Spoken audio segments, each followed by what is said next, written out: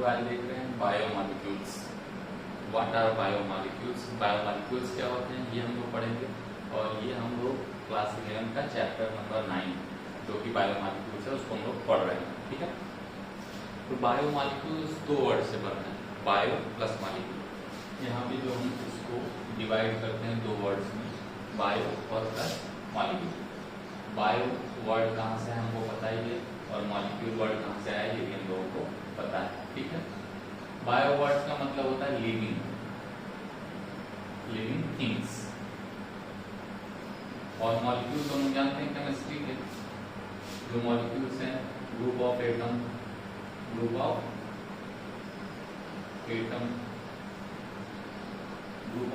मिलकर मॉलिक्यूल्स बना देते हैं। तो ये जो हमारे हैं इन दोनों को जोड़ के क्या समझ में आता है कि लिविंग थिंग्स के अंदर पाए जाने वाले मॉलिक्यूल या केमिकल्स। यहाँ पे मॉलिक्यूल्स का मतलब, ग्रुप ऑफ एटम का मतलब क्या है कि कंपाउंड क्या है या केमिकल्स क्या है, कंपाउंड क्या है या फिर केमिकल्स क्या पाए जाते हैं लिविंग थिंग्स के अंदर। ठीक, तो यहाँ पे हमारा मतलब बायोमॉलिक्यूल का क्या निकला कि लिविंग थिंग्स के अंदर पाए जाने वाले केमिकल्स क्या क्या हैं। ठीक है, तो लिविंग थिंग्स के अंदर क्या केमिकल्स पाए जाते हैं उसको समझने के लिए हम लोग एक चीज वर्ड यूज करते हैं, ऑर्गेनिक कंपाउंड।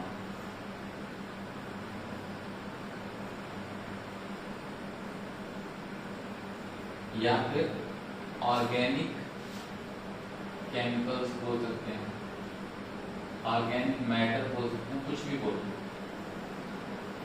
सबका मतलब क्या है, एक ही है। ऑर्गेनिक कंपाउंड क्या है, ऑर्गेनिक मैटर क्या है। ठीक है, ऑर्गेनिक कंपाउंड या ऑर्गेनिक मैटर क्या हमारा है। ठीक है, इसको सुनते हैं। तो ऑर्गेनिक वर्ड कहाँ से बना है, ऑर्गन से बना है। ऑर्गेनिक वर्ड कहाँ से बनता है, ऑर्गन। ऑर्गन क्या है, हमारे बॉडी के पार्ट्स क्या क्या हैं, बॉडी पार्ट्स।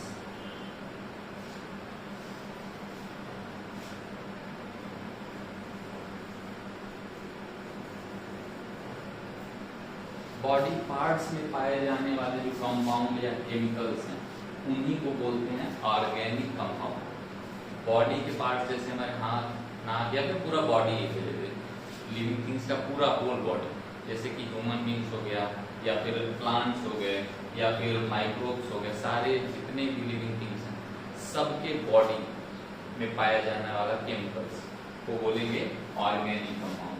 तो यानी कि ऑर्गेनिक वर्ड बना ऑर्गन से, और ऑर्गन का मतलब होता है बॉडी या बॉडी के पार्ट्स, तो उनमें पाए जाने वाला कंपाउंड या केमिकल ऑर्गेनिक कंपाउंड कहलाता है। ठीक है, अब हम लोग बायोमॉलिक्यूल्स की शुरुआत किए हैं, तो जो मेन चीजें समझने वाली हैं कि ऑर्गेनिक कंपाउंड में हमारी क्या चीजें आती हैं, कौन से कंपाउंड आते हैं।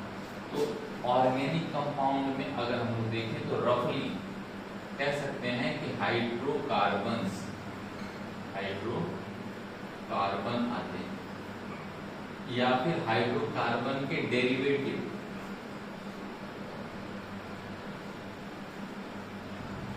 हाइड्रोकार्बन या इट्स के डेरिवेटिव्स क्या बनाते हैं, ऑर्गेनिक कंपाउंड बनाते हैं।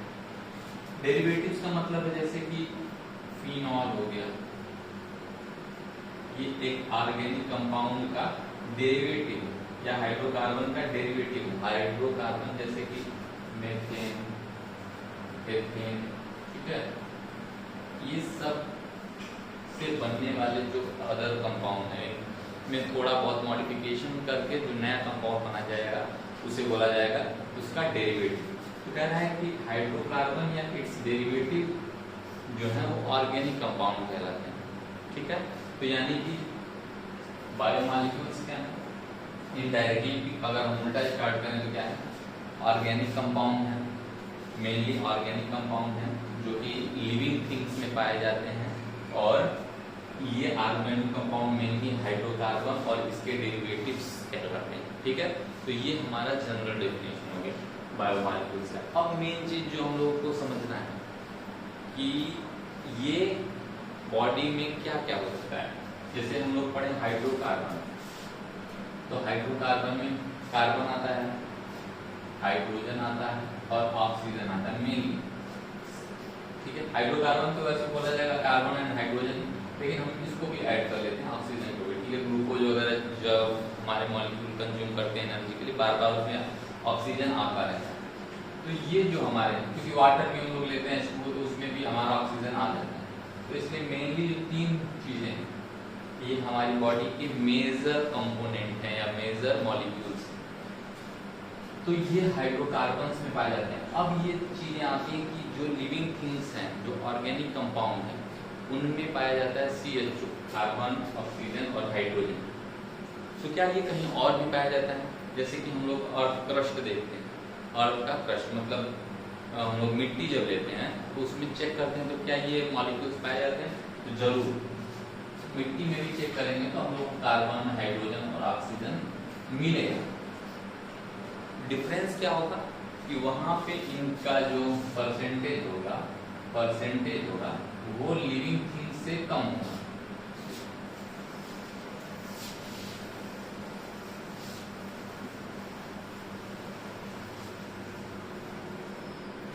जैसे कि जो हमारा अर्थ क्रस्ट में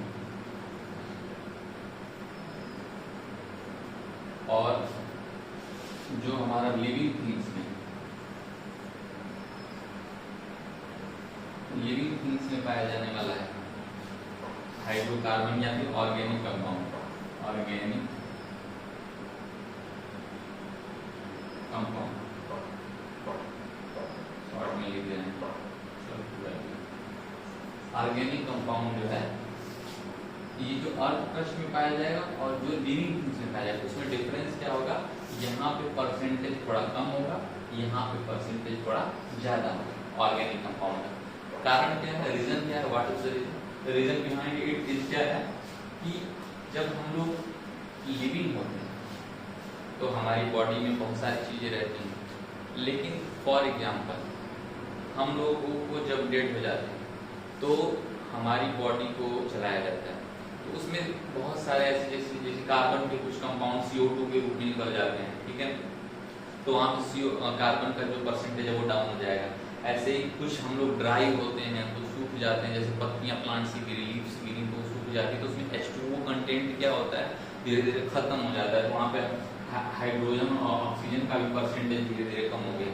तो इस तरह अर्थ में जो है वो हमारा परसेंटेज इन ऑर्गेनिक कंपाउंड से कम होता है एज कंपेयर टू लिविंग। ठीक है, तो ये सारी चीजें हो गई मेन चीज। अब हम लोग पता कैसे करें?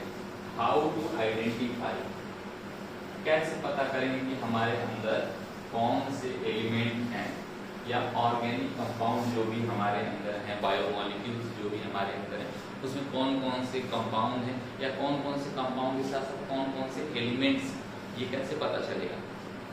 तो केमिस्ट्री में हम लोग पढ़ते हैं एनालिटिकल में।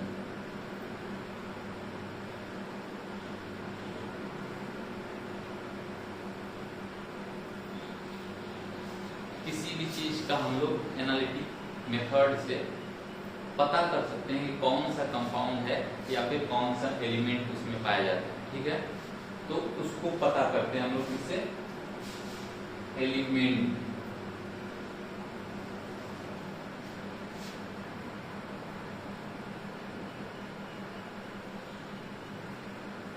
एलिमेंटल एनालिसिस करते हैं किसी भी ऑर्गेनिक कंपाउंड का, इनऑर्गेनिक कंपाउंड का एलिमेंटल एनालिसिस। तो पहले उसकी प्रोसेस क्या है, कैसे करेंगे? तो स्टार्ट करते हैं हम लोग पहले प्रोसेस, किसी भी लिविंग थिंग्स का पीस लेंगे।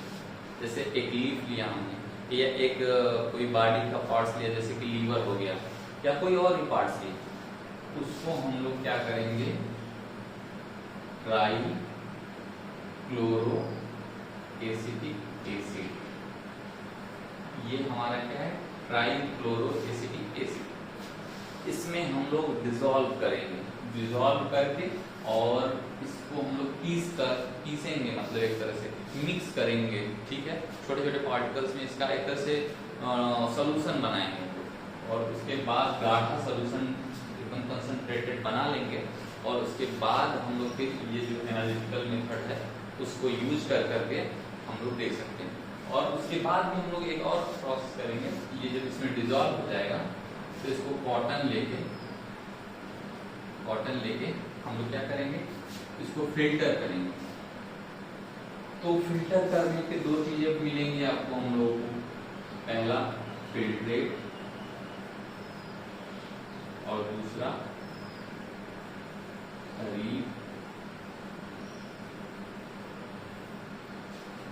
फिल्ट्रेट का मतलब है जैसे हम लोग चाय छानते हैं तो ऊपर में चाय की पत्ती बच जाती है और नीचे जो है चाय आ जाती है ग्लास में, तो चाय जो है वो फिल्ट्रेट है, ठीक है। टी जो आ गया हमारा, और टी लीफ जो है, टी लीफ वो रिटेनेट, जो छन्नी में चाय की पत्ती बच गई वो रिटेनेट है, और जो चाय हमारे ग्लास में आ गई वो क्या है, वो हमारा फिल्ट्रेट है। तो इसी तरह जो हम लोग ये वाले सोल्यूशन में जो हम लोग डिजॉल्व किए हैं अपना बॉडी का पार्ट्स पीस के या जो भी करके मिला के डिजॉल्व किए हैं, उसको जब कॉटन से छानेंगे तो इसमें क्या होगा, कुछ चीजें ऐसी हैं जो छन के ग्लास में नीचे आ जाएंगी टी की तरह, ठीक है, तो वो कहलाएंगे फिल्ट्रेट, और कुछ चीजें चाय की पत्ती की तरह ही उस कॉटन पे रह जाएंगे तो उसको बोलेंगे रिटेनेट, ठीक है। तो फिल्ट्रेट को ज्यादा अच्छे से अगर हम लोग साइंस की भाषा में देखेंगे तो एसिड सॉल्युबल पूल बोला जाएगा, acid soluble pool, acid soluble pool बोला जाएगा इसको।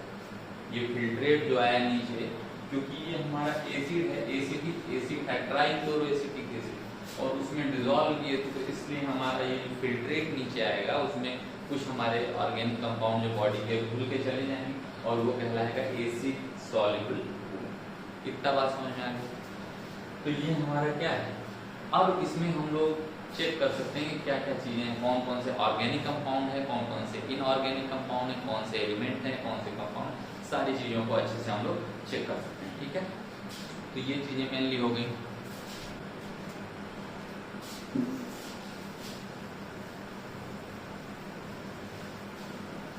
अब हम लोग यहाँ पे देखें कि यहाँ तो ऑर्गेनिक कंपाउंड को हम लोग पता कर ले रहे हैं, इनऑर्गेनिक कंपाउंड भी तो हमारे बॉडी में है। इनऑर्गेनिक कंपाउंड को सिंपली हम लोग पता कैसे करेंगे, तो सिंपल सा मेथड है कि पहले किसी भी चीज को ड्राई करेंगे। मान लीजिए हमने लीवर लिया, ठीक है, लीवर लिया, उसको ड्राई करेंगे, ड्राई करेंगे तो उसका H2O कंटेंट है, जो वाटर कंटेंट है वो इवेपोरेट हो जाएगा,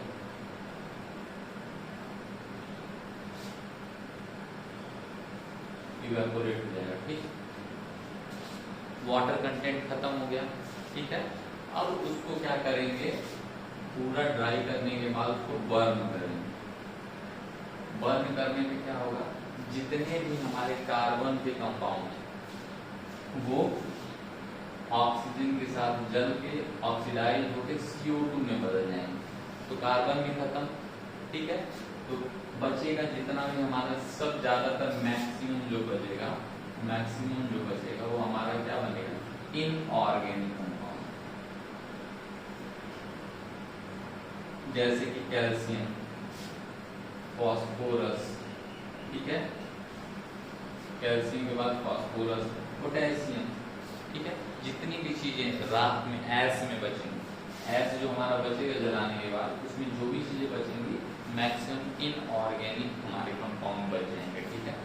तो ये हम लोग इनऑर्गेनिक कंपाउंड उसमें से चेक कर सकते हैं, ठीक है। तो ये एक मेथड हो गया, ठीक है, इनऑर्गेनिक कंपाउंड चेक करने का। अब क्या कहते हैं हम लोग कि ये तो हमारा हो गया बायोमॉलिक्यूल्स, उसमें भी ऑर्गेनिक कंपाउंड, इनऑर्गेनिक कंपाउंड। अब चीजें देखनी है कि साइंस के टर्म में हम लोग क्या करते हैं, कि मान लीजिए ये तो हमारा हो गया क्या है, इनऑर्गेनिक कंपाउंड है। जब ऑर्गेनिक कंपाउंड देखें तो केमिस्ट्री के टर्म में क्या है और हमारे बायोलॉजी के टर्म में क्या होता है उसको देखेंगे, ठीक है। जैसे कि फॉर एग्जाम्पल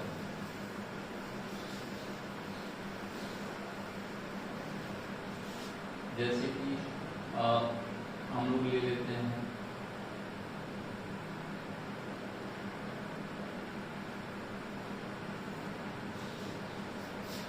ये है CH2O5, केमिस्ट्री में ये हमारा अल्कोहल, फंक्शनल ग्रुप हमारा क्या है? अल्कोहल। तो इस अल्कोहल से हम लोग देखेंगे C6H12O6, ठीक है। ये हमारा केमिस्ट्री में इसको बोलेंगे क्या? एल्डिहाइड। अभी मैं बताऊंगा क्यों बोलेंगे, क्योंकि इसमें जो मेन फंक्शनल ग्रुप होता है लास्ट में CHO होता है, ठीक है। और CHO का मतलब ये हो गया एल्डिहाइड। केमिस्ट्री के पॉइंट ऑफ व्यू से देखेंगे तो कुछ और हो जाएगा, और बायो के पॉइंट ऑफ व्यू से देखेंगे तो कुछ और हो जाएगा। फॉर एग्जांपल अब हम लोग यहाँ पे RNA जब हम लोग पढ़ते हैं या DNA पढ़ते हैं तो केमिस्ट्री के पॉइंट ऑफ व्यू से देखेंगे तो इसमें हमें एसिड दिखेगा, लेकिन जब बायो के पॉइंट ऑफ व्यू से देखेंगे तो हमें यहाँ पे न्यूक्लियोटाइड को देखना है। न्यूक्लियोटाइड, यहाँ पे हमें न्यूक्लियोटाइड पढ़ना है, यहाँ पे फंक्शनल ग्रुप नहीं देखना है, ठीक। यहाँ पे कोई एसिड बेस को आइडेंटिफाई नहीं करना है। तो हम लोग यहाँ पे कुछ चीजें जो है बायो के हिसाब से देखना पड़ता है, तो उसको हम लोग समझते हैं। जैसे फॉर एग्जाम्पल हम लोग यहाँ पे जब पढ़ते हैं अमीनो एसिड, तो अमीनो एसिड को हम लोग क्या देखते हैं? जब केमिस्ट्री में तो हम लोग इसको एसिड के रूप में देखते हैं, अमीनो एसिड को। अमीनो एसिड जो है इसको केमिस्ट्री में हम लोग देखते हैं क्या? एसिड के रूप में। लेकिन जब हम बायो के टर्म में देखेंगे ये क्या है? मोनोमर ऑफ प्रोटीन, क्योंकि ये प्रोटीन बनाने में हेल्प करता है, ठीक है। तो ये चीजें होंगी, ठीक है। अब जैसे अमीनो एसिड को हम लोग देखते हैं कि अमीनो एसिड क्या चीज है, what is amino acid? Amino acid, word से समझ में आ रहा है कि अमाइनो एसिड क्या है। दो वर्ड है, एसिड और अमाइनो। तो इसको हम लोग जनरल फार्मूला से रिप्रेजेंट करते हैं कि इसका सिंपल जनरल फार्मूला क्या होता है? यहाँ पे ये CH हो जाता है, यहाँ पे लास्ट में C=OH हो जाता है। एक साइड में हम लोग अमीनो ग्रुप लगा देते हैं और एक साइड में हम लोग R ग्रुप लगा देते हैं, ठीक है। तो ये क्या है? मेथाइलेटेड फॉर्म है, यानी कि ये मेथेन से बना है। CH4 था, CH4 को हम लोग मेथेन था, तो CH4 में से हम लोग 3 हाइड्रोजन को रिमूव कर दिए और 3 हाइड्रोजन की जगह पे हम लोग एक जगह पे COOH लगा दिए, एक जगह पे हम लोग NH2 लगा दिए और एक जगह पे हम लोग क्या लगा दिए? R लगा दिए, ठीक। तो ये हमारा जो चीज है ये मेथाइलेटेड फॉर्म, ठीक है, क्योंकि ये मेथेन से बना हुआ। अब हम लोग देखते हैं इस चीज को। तो ये जनरल फार्मूला है अमाइनो एसिड का, ये जनरल फार्मूला। इसमें R का वैल्यू हमेशा चेंज होता है। जैसे कि R की जगह पे कभी हम लोग हाइड्रोजन रख देंगे, R का मतलब कुछ भी, हाइड्रोजन रख दिए तो ये अमीनो एसिड का नाम पड़ जाएगा ग्लाइसिन, ठीक। यहाँ पे कुछ और रख दिए, CH3 रख दिए, तो CH3 रख देंगे तो कोई और अमीनो एसिड बन जाएगा। दूसरा कोई फंक्शनल ग्रुप रख देंगे तो कोई और अमीनो एसिड बन जाएगा, ठीक है। तो जैसे जैसे ये वाली जगह पे हम लोग कोई चीजें चेंज करते रहेंगे, अमीनो एसिड चेंज होता रहेगा, अमीनो एसिड चेंज होता रहेगा, अलग अलग अमीनो एसिड बनते रहेंगे। तो हमारे बॉडी में जो प्रोटीन बनते हैं वो 20 तरह के अमीनो एसिड से मिलकर बनते हैं। कितने एसिड? 20। हमारी बॉडी में जितने भी अमीनो एसिड वो मेनली 20 तरह के होते हैं जो प्रोटीन बनाने में हेल्प करते हैं, ठीक है। तो ये 20 तरह के अमीनो एसिड कैसे बन रहे हैं? केवल ये R वाले प्लेस पे अलग अलग ग्रुप ऑफ एटम रख देने पे, अलग अलग फंक्शनल ग्रुप रख देने से ये अलग अलग तरह के हम लोगों के अमीनो एसिड बन रहे हैं, ठीक है। तो आगे हम लोग देखते हैं अमीनो एसिड के बाद कि इसमें एक तो ये समझ लीजिए हम लोग ये क्या है? Amino group. ये कौन सा? इसको बोलते हैं कार्बोक्सिलिक ग्रुप।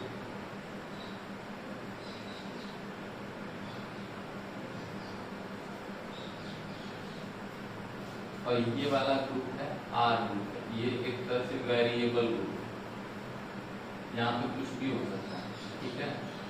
और ये तो हमारा मेथाइल है ही।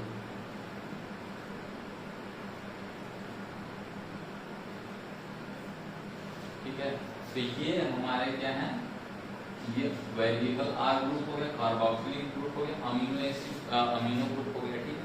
अब एक चीज और देखते हैं हम लोग, इसमें समझने वाली चीज क्या है कि कभी कभी क्या होता है कि हमारे जो अमीनो एसिड्स हैं उनमें आर की जगह पे जो चीजें लगती हैं वो ऐसी चीजें लग जाती हैं जो कि इनके नेचर को ही चेंज कर देता है। जैसे कि अमीनो एसिड 3 तरह का हो सकता है, ये ही वाला अमीनो एसिड 3 तरह का हो सकता है। एक हो सकता है एसिडिक, एक हो सकता है बेसिक, और एक हो सकता है न्यूट्रल। ठीक, एक एसिडिक हो सकता है, एक बेसिक हो सकता है, एक न्यूट्रल हो सकता है, ठीक है। ठीक है, तो हम लोग अब इसको देखते हैं कि ये एसिडिक क्या है, न्यूट्रल कैसे हो रहा है, बेसिक कैसे हो रहा है। तो मैंने अभी बताया कि ये आर वाला जो ग्रुप है वो वेरिएबल होता है, यहाँ पे चेंज होते रहते हैं। कुछ भी आर का मतलब है कुछ भी, यहाँ पे जैसे मैं तो मानते हैं एक्स, तो एक्स का वैल्यू कुछ भी हो सकता है, यहाँ पे आर का वैल्यू कुछ भी हो सकता है। CH3 होगा तो मैंने बता दिया क्या होगा, एलानीन हो गया, ठीक है। CH3 हो गया तो एलानीन हो गया। तो इसी तरह हाइड्रोजन रख देंगे तो बताया था ग्लाइसिन हो जाएगा। अगर CH3 की जगह हाइड्रोजन रख देते हैं तो यहीं पे ग्लाइसिन हो जाता है, ठीक। तो इस तरह यहाँ पे चेंज होता रहता है। तो कभी कभी हमारे जो यहाँ आरबी ये जो NH2 ग्रुप है और ये स्विच ये डिसाइड करता है कि कोई चीज एसिड होगा कि कोई चीज बेसिक। जहाँ पे COOH ग्रुप है वहाँ पे कोई भी चीज एसिडिक होगा, जहाँ पे NH2 ग्रुप है वहाँ पे कोई भी चीज बेसिक होगा। तो अब R वाले जो वैल्यू है इसमें अगर कहीं पे NH2 एक्स्ट्रा आ गया, इस NH2 को छोड़ के एक्स्ट्रा कोई NH2 आ गया, जैसे मान लीजिए कि कोई फंक्शनल ग्रुप यहाँ पे रखे हमने CH2 NH2 ऐसा रखा, तो ये जो हमारा बनेगा अमीनो एसिड वो कैसा हो जाएगा, बेसिक हो जाएगा, क्योंकि ये एक्स्ट्रा NH2 आया है। ये एक एसिडिक ग्रुप हो गया, ये एक बेसिक ग्रुप हो गया, एक दूसरे को न्यूट्रलाइज कर देंगे। अब ये एक्स्ट्रा NH2 आया है, ये इसके वजह से ये बेसिक हो जाएगा। इसी तरह अगर ये NH2 की जगह पे कोई COOH ग्रुप रहता है, CH2 COOH ग्रुप, तो ये वाले तो न्यूट्रलाइज हो जा रहे हैं, ये एक्स्ट्रा COOH की वजह से ये क्या हो जाएगा, एसिडिक हो जाएगा। और यहाँ पे कोई COOH या कोई NH2 ग्रुप नहीं है, ऐसे नॉर्मल कोई CH3 है या क्या है CH3 CH2 CH3 है, तो ये न्यूट्रल है, ये न्यूट्रल है, ठीक है। तो एग्जांपल लिख सकते हैं, जैसे कि एसिडिक का एग्जांपल होगा ग्लूटामिक एसिड, ये एक क्या है, अमीनो एसिड। इसी तरह बेसिक जो है हमारा उसका हो सकता है क्या, उसका आ सकता है हमारा लाइसिन, ठीक है, उसका लाइसिन होता है,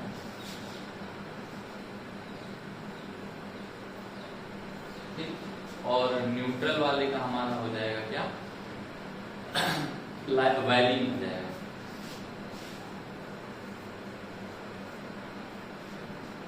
तो acidic glutamic acid, basic lysine, और जो न्यूट्रल है वो वैलिन हो गया। ये एक एग्जांपल हो गए सबके किसके, ये हमारे हो गए अमीनो एसिड, एसिडिक, बेसिक और न्यूट्रल, ठीक है। अब जो हमारा है कभी कभी इसकी प्रॉपर्टीज को हम लोग देखेंगे सॉल्यूशन में चेंज होती है।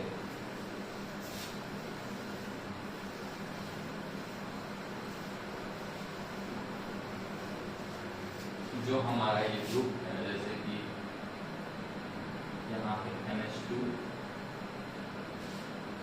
CH COOH और ये R, ये जब सॉल्यूशन में होता, मान लीजिए कोई सॉल्यूशन बना लिक्विड, उसमें अगर ये सॉल्यूशन फॉर्म है तो उसमें क्या होता है कि ये अलग अलग बिहेव करता है। और इसका एक जो स्ट्रक्चर में लिखने जाना, उसके लिए एक बहुत टर्म अच्छा है जिसको याद करना हमें जरूरी है, क्योंकि 12th क्लास में केमिस्ट्री में आएगा। तो वहां पे ये जो हमारा है हाइड्रोजन जब सॉल्यूशन में होता है तो रिमूव हो जाता है H+ के रूप में, यहाँ से H+ के रूप में निकलेगा और यहाँ पे माइनस आ जाएगा और ये H+ यहाँ पे आके जुड़ जाएगा NH2 के ऊपर। NH3 के ऊपर जब जुड़ेगा तो यहाँ पे क्या हो जाएगा NH3 और यहाँ पे एक पॉजिटिव चार्ज आ जाएगा, यहाँ पे नेगेटिव चार्ज, यहाँ पे पॉजिटिव चार्ज। तो इस तरह का कंपाउंड कहलाता है ज्विटर आयन।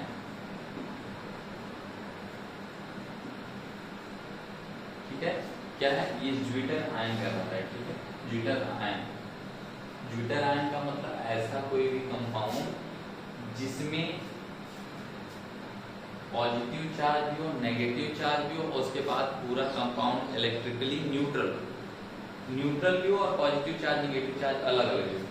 ये एक पॉजिटिव चार्ज, ये एक नेगेटिव चार्ज, दोनों एक दूसरे को न्यूट्रलाइज कर देंगे, लेकिन है तो ये अलग अलग फॉर्म में एग्जिस्ट करते हैं। ठीक है, तो इस तरह के आयन को कहते हैं ज्विटर आयन। ठीक है, इस तरह के कंपाउंड को बोलते हैं ज्विटर आयन। ठीक है, तो ये इसका ज्विटर आयनिक फॉर्म है, ये इसका ज्विटर आयनिक फॉर्म किसका, हमारा अमाइनो एसिड। अमाइनो एसिड का ये ज्विटर आयनिक फॉर्म कि जब ये सॉल्यूशन में होता है तो इसका ये हाइड्रोजन निकल के यहाँ पे आगे जुड़ जाता है, यहाँ पे नेगेटिव चार्ज, यहाँ पे पॉजिटिव चार्ज, लेकिन ये इलेक्ट्रिक और पॉजिटिव होने के बाद भी ये पूरा कंपाउंड न्यूट्रल है, बिहेवियर भी न्यूट्रल जैसा बिहेव करता है। तो इस तरह के कंपाउंड को, इस तरह के आयन को बोलते हैं ज्विटर आयन या ज्विटर आयनिक फॉर्म। ठीक है, तो ये चीजें हो गई हमारी जो कि अमीनो एसिड के बारे में। ठीक, अब हम लोग अमीनो एसिड के बाद में जो बारे में आता है लिपिड मॉलिक्यूल्स के बारे में बात कि व्हाट इज लिपिड्स। तो लिपिड्स को देखते हैं।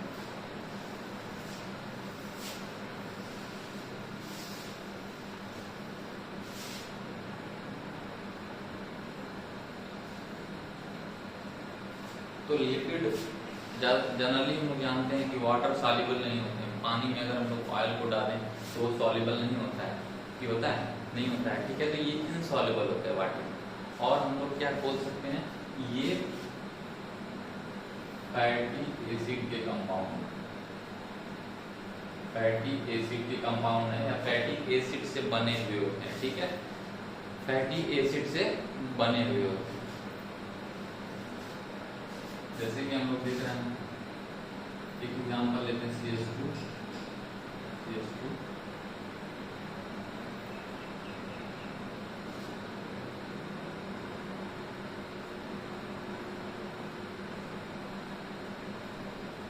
ये हमारा ग्लिसरॉल जो कि एक लिपिड है, ये ग्लिसरॉल है जो कि एक लिपिड है। ठीक है, और ये जो ग्लिसरॉल है ये हम लोग लिपिड बनाने में हेल्प करता है। इसी ग्लिसरॉल को जब हम एस्टेरिफाइड करते हैं, एस्टर इसका बना लेते हैं, तो ये बन जाता है क्या, लिपिड या ऑयल बोल सकते हैं या फैट बोल सकते हैं। ठीक है, वो फैट बन जाता है। ठीक है, और देखते हैं हम लोग जैसे एग्जाम्पल, यहाँ पे जैसे अगर इसको एस्टेरिफाइड करना है तो यहाँ पे कोई फैटी एसिड ले आके जोड़ देंगे।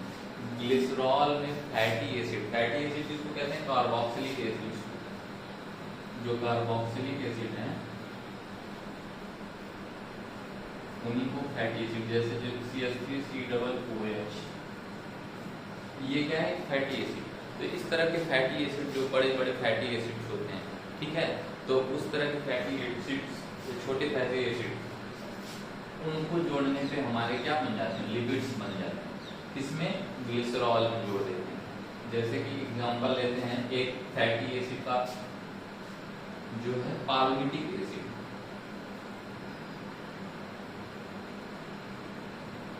पाल्मिटिक एसिड का एग्जांपल लेते हैं। पाल्मिटिक एसिड जो है वो कितने कार्बन का बना हुआ है, 16 कार्बन का कंपाउंड। इस कार्बोक्सिलिक ग्रुप वाले कार्बन को लेकर तो इसका जनरल फार्मूला हो जाएगा CH3 CH2 COOH और यहाँ पे क्या हो जाएगा, 2 कार्बन ऑलरेडी हो चुका है, तो यहाँ पे क्या हो जाएगा 14। ठीक है, तो ये हमारा हो जाएगा 14। ठीक, तो इस तरह से हम लोग देख सकते हैं ये पाल्मिटिक एसिड एक फैटी एसिड। ठीक है, तो इस पाल्मिटिक एसिड को अगर यहाँ पे हम लोग लगा दें, ठीक है, इस वाले चीज को हम लोग आर लिख देते हैं, इस वाले चीज को शॉर्ट में हम लोग आर लिख देते हैं, तो ये क्या हो जाएगा आर हो गया और सी डबल ओ एच हो गया। अब इसको यहाँ पे हम लोग जोड़ते हैं,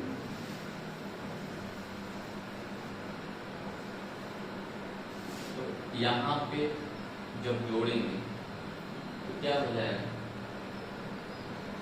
ये हो गया और यहाँ पे आर ऐसे लग जाएगा, तो यही बन गया हमारा एस्टर। जैसे हम लोग ग्रुप फंक्शनल ग्रुप पढ़ते हैं कि जिसके यहाँ पे लगा उसको अल्कोहल बोलते हैं, जिसके यहाँ पे लास्ट में CHO लगा उसको एल्डिहाइड बोलते हैं। ठीक है, जिसके लास्ट में NH2 लगा हो उसको अमीन्स बोलते हैं। तो इसी तरह जिसके लास्ट में COO लगा हो, ठीक है, और दोनों तरफ आर हो, तो इस तरह वालों को बोलते हैं हम लोग क्या, एस्टर। ठीक, इस तरह के कंपाउंड को बोलते हैं। तो जो हमारा फैटी एसिड्स हैं या ऑयल फैट्स हैं, ये क्या है, एस्टर होते हैं, ग्लिसरॉल के एस्टर होते हैं। ठीक है, तो कभी कभी तीनों जगह पे लगा हो सकता है आर आर आर, कभी एक जगह पे लग सकता है, कभी 2 जगह पे आर आर लगा होगा। ठीक है, मतलब एस्टरिफिकेशन कहीं कहीं पे एक जगह पे होगा, मान लीजिए कहीं पे 2 जगह पे हो सकता है, जैसे यहाँ पे इस तरह का हो सकता है। ठीक है, कभी ये भी वाला हट जाएगा, यहाँ पे भी लग जाएगा। ठीक है, जब तीनों जगह पे लग जाएगा तो उसको बोलेंगे ट्राइग्लिसराइड।